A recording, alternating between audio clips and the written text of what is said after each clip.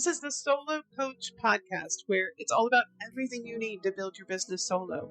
Look, building a business alone can feel almost impossible. There's just so much to get done. That's just your doubt talking. I'm Michelle Sarah, and I'm here to talk you through building a one-woman coaching business from the ground up. I'm talking marketing, time-saving systems, AI shortcuts, client attraction, energy, and belief, all to help you find your way, no matter your age, stage, or starting point. Ready? Let's get going. I have a question for you. Do you think that your email list is too small? Like too small to really do anything with it, to email regularly or even get clients from? Well, here's why that's not true and what you're missing out on. It's a lie, honestly, that keeps coaches stuck. Most coaches don't email their list enough. It's not because they don't really want to, or it's not because, they don't want to communicate with their community. It's because they believe that their list is too small to matter, or they're afraid of emailing the wrong thing or too much. I mean, you've probably felt this, like you worry about, especially when you're just getting started, those first few emails. What if you say something people don't like and they unsubscribe, or you don't want to bug people, so you email, once or twice a month, or your email list is, 5 people. So you figure that's not, nothing to be worth emailing at this point in time. You tell yourself that you barely have anyone on your list, so why bother? I don't want to send too many emails and annoy people. I don't even know what to email about. So you wait and you wait and you wait. And meanwhile, if you're steadily growing your list, like, um, you know, 50 or more people a month, then, that might be okay because you're going to be emailing your list pretty quickly, right? It's not going to be long before you start. However, if your list is growing slowly, then, when will you start emailing? What's that threshold? Is it 10 people? Is it 20 people? 100? Well, I say it's when you have one person on your list. That's when you begin to email. So weeks or months can go by and you finally do send an email. Your audience has already forgotten about you. That's the thing, is if you wait, the people who are on your list have forgotten about you. I mean, you totally ghosted them. So if this is you, here's what I've learned from working behind the scenes of multi-million-dollar coaching companies and being a coach myself. A small list is not a problem. An ignored list is a problem. Here's what you can do about it. Your list, even if it's a tiny list, is more powerful than you think. You're not an e-commerce store sending mass discounts to 100,000 people. You're a coach, and probably a solo coach, meaning it's just you. You're wearing all the hats. Your business thrives on connection, trust, and relationships. And guess what? It's easier to build deep relationships with a small audience than a massive one. With a smaller list, you can get higher engagement. That means fewer passive subscribers, meaning they got on your list for something free a long time ago, but really never intended to follow along with you, right? The people that are on your list when you are growing your list more slowly and you have a smaller list are probably on your list for a very specific reason. They want to be there. It's easier to personalize your emails. You can actually respond to people, ask questions, and tailor content. I mean, literally, you can have conversations. And you can learn a lot from a small list. There's no pressure to be perfect, and perfect doesn't exist. But still, you can make mistakes with a smaller list without the impact it might have on a big list. You just need to be you. And, when you're just starting out, as soon as you get person number 1 on your list, it's a great time to start getting into the habit of emailing your list regularly. Instead of seeing your small list as a problem, treat it like a small room of potential clients. If 5 people showed up to hear you speak, would you ignore them? Of course not. You would give them all your attention. That's how you should treat your email list, no matter if it has one person on it or 1,000 or 10,000. You should speak to those people and give all your attention. I mean, come on. You've been waiting to talk to people and help them, right? And your email list, no matter how many people are on it, are right there waiting for you. Emailing your list is like having a direct line to your people, a line that has no algorithm, social media trend, or platform change, nothing that someone else is going to mess with, or something else like the algorithm. You can think of it this way. Social media is like renting a house. You're building on someone else's land. The algorithm decides if people see your post, your reach can drop overnight, and one policy change can wipe out your presence. Have you ever lost access to an account? If so, see what I mean? Email, however, is like owning your home. You control it. You decide when and how you show up. No algorithm, just you and the people who actually want to hear from you. You are the one with the keys to your house.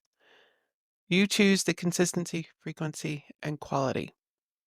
Personally, I have found that building your email list is a top growth driver of your coaching business. Growth driver number one is list growth.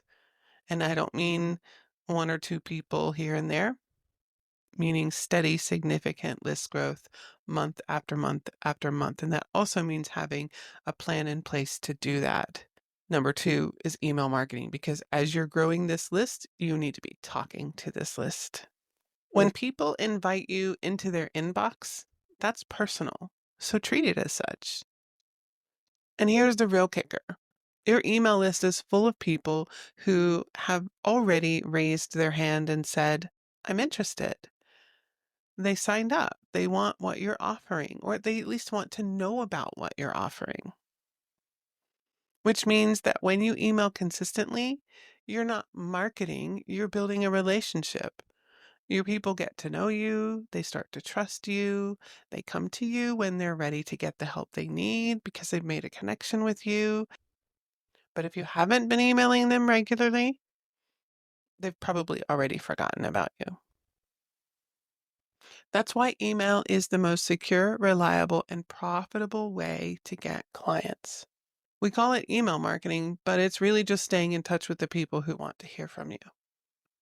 Now that you know your list does matter, no matter how small, remember, as long as there's one person on your list, you have a list and you need to email your list. So it does matter.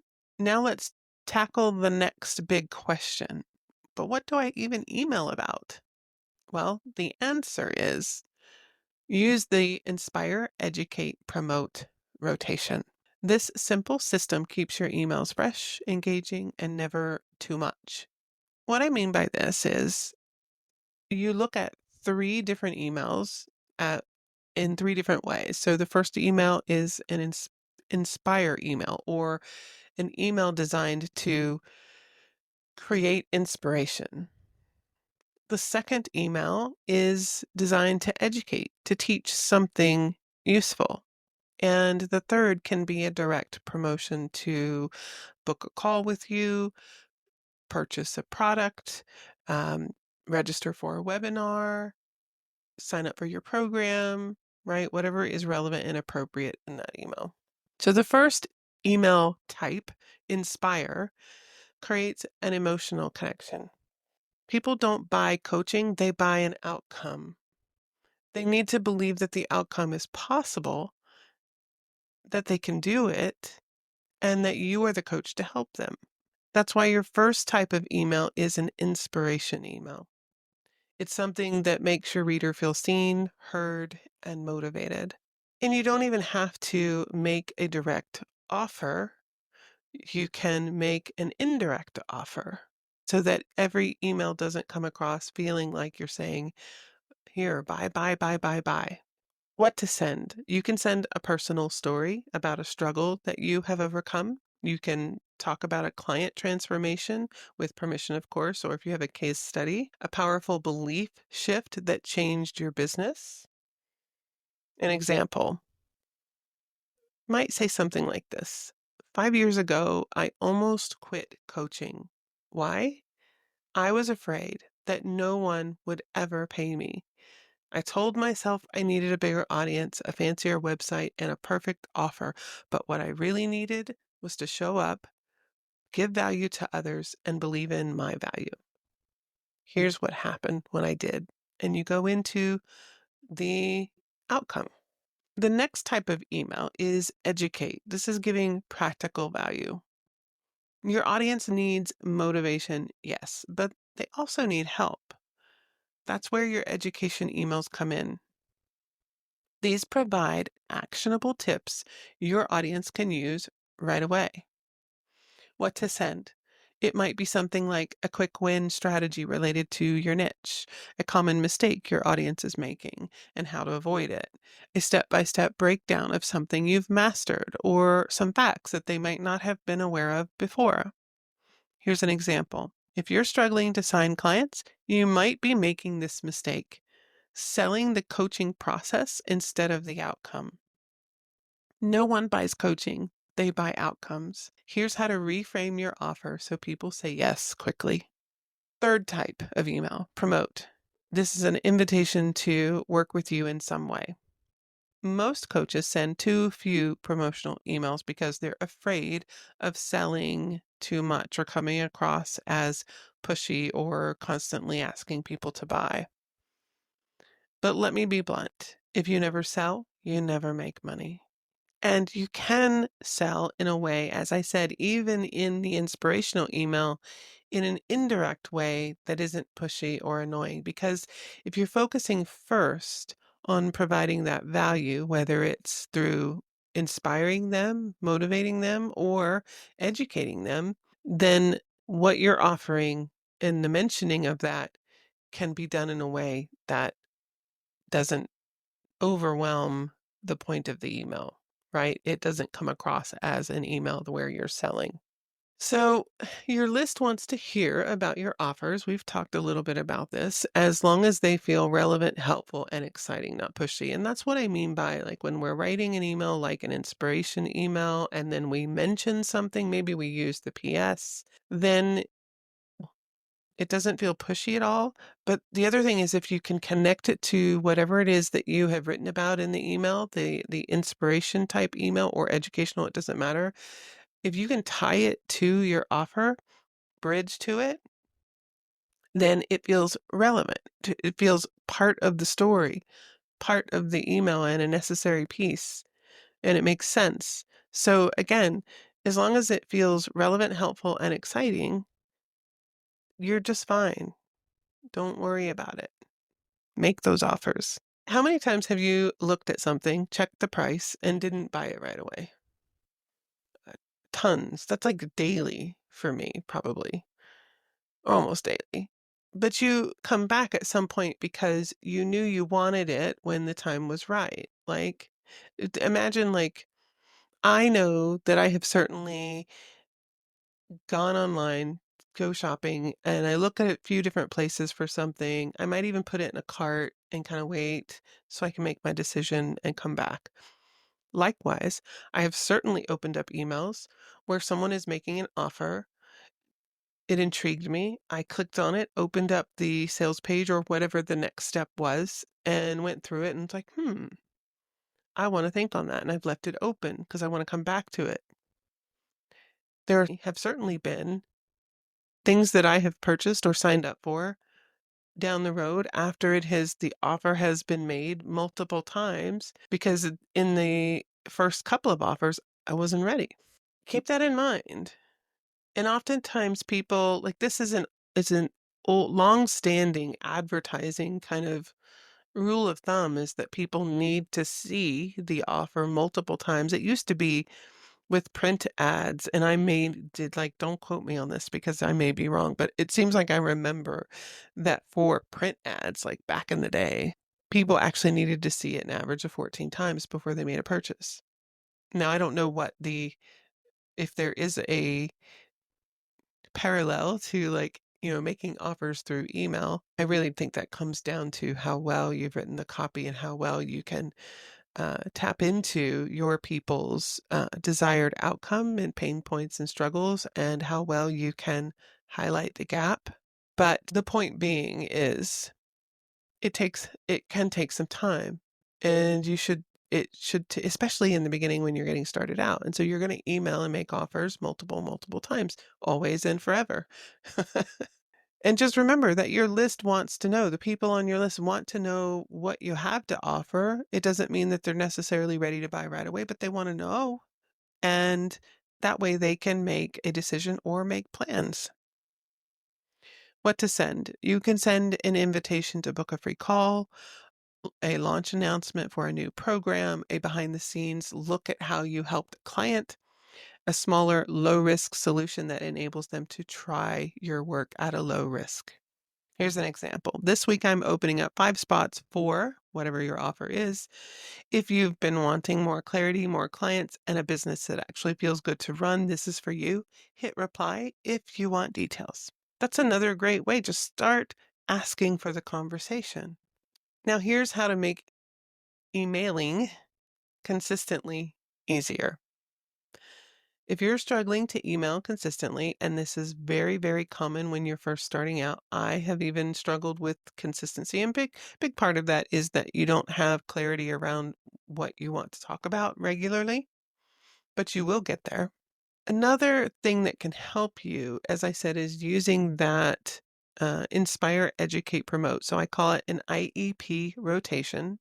And this is simply to help you create consistency and stay on track. For example, if you use this IEP approach, right, you can then pick a day each week to write emails. Let's just say that it's every Tuesday. You know that Tuesdays are email writing day, and you're going to go ahead and get those 3 emails written and scheduled. You can use the inspire, educate, promote rotation. Rotate through the 3 types so you never run out of ideas. Or if you're ready to increase frequency, you can send them all in a week. So you can either, if let's say that you're sending out 1 email a week right now, you can just start with the inspire. The next week you can do an educate type. The next week you can do a promote type. Of course, I would love to see you emailing more than that every single week. But if you're just starting out, I want you to focus on being consistent first at whatever frequency that is. Once you're consistent for quite a while, then you can increase frequency to the point of what makes sense for your business, or to whatever point you're able to maintain consistency. And only after that do I want you to begin to optimize those emails, meaning look at all the stats and look at what you need to change and improve and introduce new ideas. With this system, again, use the IEP rotation. Keep a running list of email topics. Anytime a client asks a question, add it to your list of topics. It's a great way to get an idea to write an email around. Write like you're talking to one person.